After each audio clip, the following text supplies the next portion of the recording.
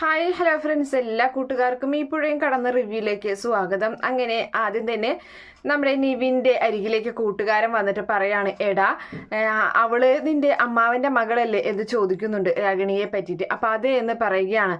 അവൾക്ക് നിന്നോട് ശരിക്കും പ്രേമമാണെന്ന് തോന്നുന്നുണ്ടല്ലോ, കാരണം നീ ദേഷ്യപ്പെട്ടപ്പോൾ അവൾ ഒരുപാട് കരയുന്നത് കണ്ടല്ലോ എന്ന് പറയുകയാണ്. അപ്പോൾ നീ എന്താ അറിഞ്ഞിട്ടായി പറയുന്നത്? നീ മിണ്ടാതിരുന്നേ.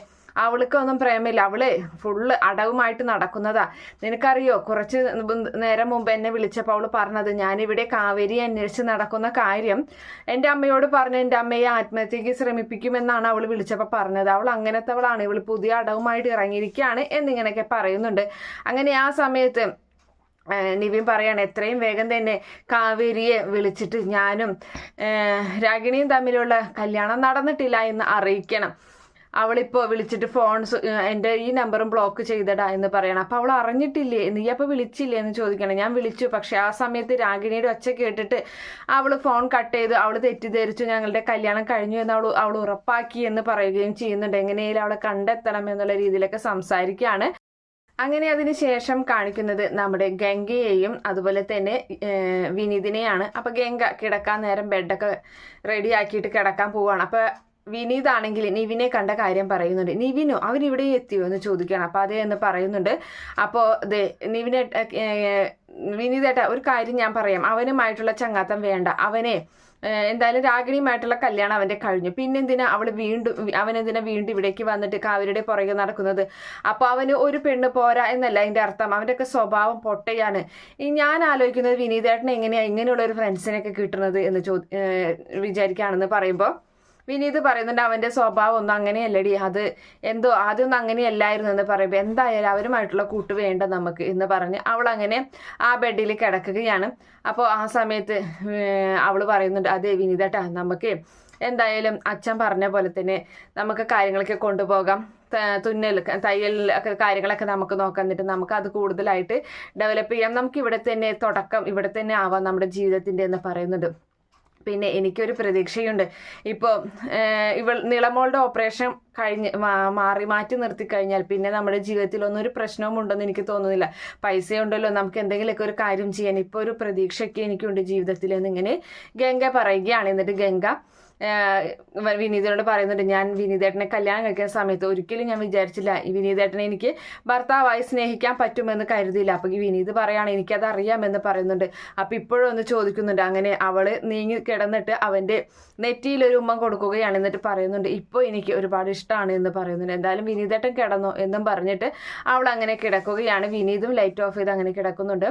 അതിനുശേഷം പിറ്റേ ദിവസം കാണിക്കുന്നത് നമ്മുടെ നിളയെയും കൊണ്ട് എല്ലാവരും ഹോസ്പിറ്റലിലേക്ക് വന്നിരിക്കുകയാണ്. ഡോക്ടർ അരികിൽ നിള പരിശോധനയ്ക്ക് ഇരിക്കുന്നുണ്ട്. അപ്പോൾ റിപ്പോർട്ട്സും ഒക്കെ നോക്കിയതിന് ശേഷം ഡോക്ടർ പറയുന്നത്, പേടിക്കാനൊന്നുമില്ല, എത്രയും പെട്ടെന്ന് ഓപ്പറേഷൻ നടത്തണം, അല്ലാതെ വേറെ പ്രശ്നമൊന്നുമില്ല, ഓപ്പറേഷൻ വൈകിയാലാണ് പ്രശ്നങ്ങളുണ്ടാവുക എന്നിങ്ങനെ പറയുന്നുണ്ട്. അങ്ങനെ നിളേനെ ആശ്വസിപ്പിക്കുകയൊക്കെ ചെയ്യുന്നുണ്ട്. മോള് പേടിക്കൊന്നും വേണ്ട, വേദനയ്ക്ക് ഉണ്ടാവുമെന്ന് നിള ചോദിക്കുമ്പോൾ മോള് പേടിക്കേണ്ട, അനസ്തേഷ്യ കൊടുത്തിട്ടില്ലേ, പിന്നെ പെയിൻ കില്ലറൊക്കെ ഉണ്ടല്ലോ, മോള് പേടിക്കേണ്ട, അതിനെക്കുറിച്ച് ആലോചിക്കേണ്ട എന്നുള്ള കാര്യങ്ങളൊക്കെ ഇങ്ങനെ പറഞ്ഞു കൊടുക്കുകയാണ്. അപ്പോൾ എന്നാൽ ശരി, നിങ്ങളൊന്ന് അഡ്മിറ്റ് ആയിക്കോ എന്ന് പറയുമ്പോൾ ശരി സാറേ എന്ന് പറഞ്ഞ് അവിടെ നിന്നും പോവുകയാണ്.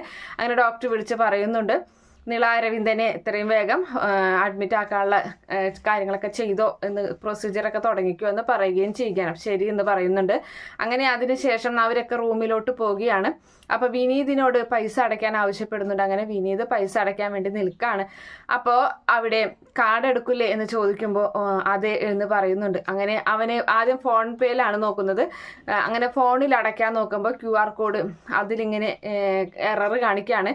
അപ്പോൾ പൈസ ഇല്ല. എന്തായാലും വിനീതിൻ്റെ 50 ലക്ഷം രൂപ അക്കൗണ്ടിൽ നിന്ന് പോയിട്ടുണ്ട്. അത് വിനീത് അറിഞ്ഞിട്ടില്ല. അങ്ങനെ 2-3 പ്രാവശ്യം ട്രൈ ചെയ്യുന്നുണ്ട്. അതിനുശേഷം കാർഡ് എടുക്കില്ല എന്ന് ചോദിച്ച് കാർഡ് കൊടുത്തിട്ട് കാർഡും അതുപോലെ തന്നെ അവിടുത്തെ റിസപ്ഷനിൽ 2-3 പ്രാവശ്യം അവരും ട്രൈ ചെയ്യുന്നുണ്ട്. അപ്പോൾ ഇതിൽ ക്യാഷ് ഇല്ല എന്നാണ് കാണിക്കുന്നത് എന്ന് പറയുമ്പോൾ, ഇല്ലാന്നോ, 50 ലക്ഷം അതിൻ്റെ അകത്തുണ്ടെന്ന്, നിങ്ങൾ ഇത് മെഷീനൊക്കെ കംപ്ലൈൻ്റ് ആണ്, നിങ്ങൾ ആ കാർഡ് ഇങ്ങോട്ട് തന്നെ എന്നെ പറ്റിക്കാന്ന് വിചാരിക്കേണ്ട, എനിക്കിതിനെപ്പറ്റി വലിയ അറിയില്ലെന്നാണ് നിങ്ങളെ വിചാരം എന്നും പറഞ്ഞ് ദേഷ്യപ്പെട്ട് ആ കാർഡും മേടിച്ചിട്ട് നമ്മുടെ വിനീത് പുറത്തേക്ക് പോവുകയാണ്. അതേ സമയത്ത് ഇവിടെ റൂമിൽ എല്ലാവരും എത്തുന്നുണ്ട്. അപ്പോൾ ശാരദയാണെങ്കിൽ റൂമൊക്കെ കണ്ടിട്ട് ചോദിക്കുന്നു, ഇത് എന്താണ്, ഇത് ഹോസ്പിറ്റൽ റൂമാണോ അല്ലെങ്കിൽ ഹോട്ടൽ റൂമാണോ എന്ന് ചോദിക്കുന്നുണ്ട്. അമ്മേ, ഇത് നല്ലൊരു റൂമാണ്, എന്തായാലും നിങ്ങളൊക്കെ ഹോസ്പിറ്റലിൽ കിടക്കുന്നതായിട്ടൊരു ഇത് തോന്നരുത്, അത് വീട്ടിലാണെന്നുള്ളൊരു ഇത് തോന്നണം, അതുകൊണ്ടാണ് ഇങ്ങനെ ഒരു റൂം ഇതാക്കിയത്. എന്തായാലും ഒരു റൂമിന് ഒരു ദിവസം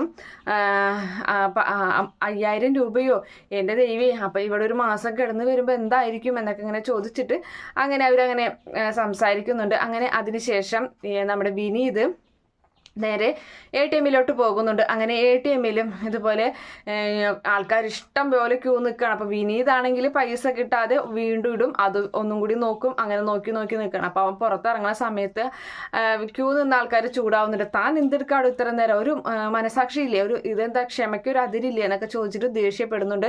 എന്നിട്ട് വിനീതിനെ മാറ്റിയിട്ട് അയാൾ കയറുകയാണ്.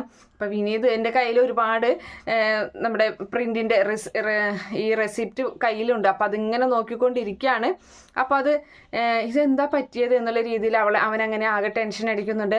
അതിനുശേഷം അടുത്ത ആള് ഇറങ്ങുന്ന സമയത്ത് വിനീത് പറയുന്നുണ്ട്, ഞാൻ ഒന്നും കൂടി ഒന്ന് കയറിക്കോട്ടെ. അപ്പൊ ബാക്കിൽ ഇങ്ങനെ സ്ത്രീ അത് ക്യൂല് നിൽക്കണ അടുത്ത പെൺകുട്ടി പറയാണ്, നിങ്ങളല്ലേ ഈ നേരം വരെ അതിൻ്റെ ഉള്ളിലുണ്ടായിരുന്നത്, നിങ്ങൾ എന്തായി കാണിക്കുന്നു ഞാൻ ചോദിക്കുമ്പോൾ, ഒരു കുഞ്ഞിന്റെ ഓപ്പറേഷന് വേണ്ടിയാണ്, ഹോസ്പിറ്റൽ കേസാണ്, അതുകൊണ്ടാണെന്ന് പറഞ്ഞിട്ട് ശരി എന്നാ എന്ന് പറഞ്ഞിട്ട് വിനീത് ഒന്നും കൂടിയും കയറി അതിൽ നോക്കുകയാണ്. പക്ഷെ അപ്പോഴും അതിലൊന്നും തന്നെ ഇല്ല. വിനീത് പുറത്തിറങ്ങിയപ്പോൾ അയാളോട് ചോദിക്കുന്നുണ്ട്, പൈസ കിട്ടിയോ ചേട്ടാ എന്ന് ചോദിക്കുമ്പോൾ, ഓ അപ്പം മെഷീന് കംപ്ലൈന്റ് ഒന്നും ഇല്ലേ എന്ന് ചോദിക്കുമ്പോൾ, എന്ത് കംപ്ലൈന്റ് എന്നും പറഞ്ഞിട്ട് അയാൾ പൈസ എടുത്ത് അവിടെ നിന്ന് പോകുന്നുണ്ട്. വിനീത് ആകെ സങ്കടപ്പെട്ട് അവിടെ അങ്ങനെ ഇരിക്കുകയും ചെയ്യുകയാണ്.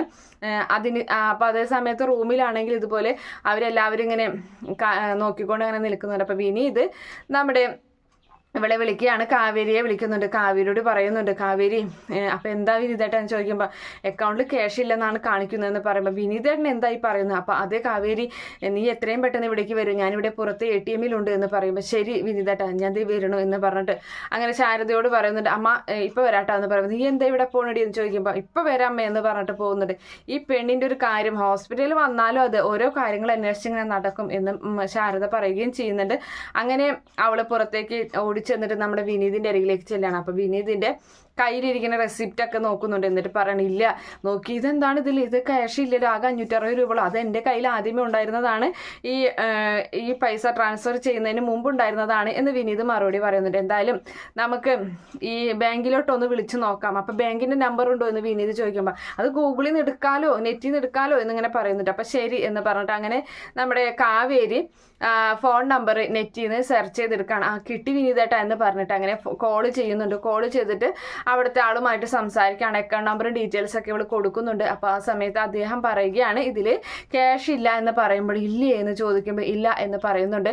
അങ്ങനെ നമ്മുടെ കാവേരി ആകെ ടെൻഷൻ അടിച്ച് നിൽക്കുന്നുണ്ട്. വിനീതിനോട് കാര്യം പറയുകയാണ്. എന്തായാലും അവർ വിനീതും കാവേരിയും കൂടിയിട്ട് ഉടനെ തന്നെ ബാങ്കിലോട്ട് പോകുന്നുണ്ട്. അവിടെ ചെന്ന് ഡീറ്റെയിൽസ് ഒക്കെ എടുക്കുകയാണ്. അപ്പോഴായിരിക്കും വിനീതിനെ പറ്റി ഈ അബദ്ധം കാര്യങ്ങളൊക്കെ മനസ്സിലാകുന്നത്.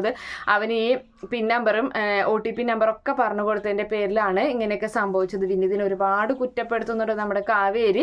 അങ്ങനെയൊക്കെ ഒരു ഭാഗമാണ്. എന്തായാലും കാത്തിരുന്ന് കാണാം. ഈ റിവ്യൂ ഇഷ്ടപ്പെടുകയാണെങ്കിൽ ഈ ചാനൽ ഒന്ന് സബ്സ്ക്രൈബ് ചെയ്ത് സപ്പോർട്ട് ചെയ്യണേ. Okay friends, bye, thank U.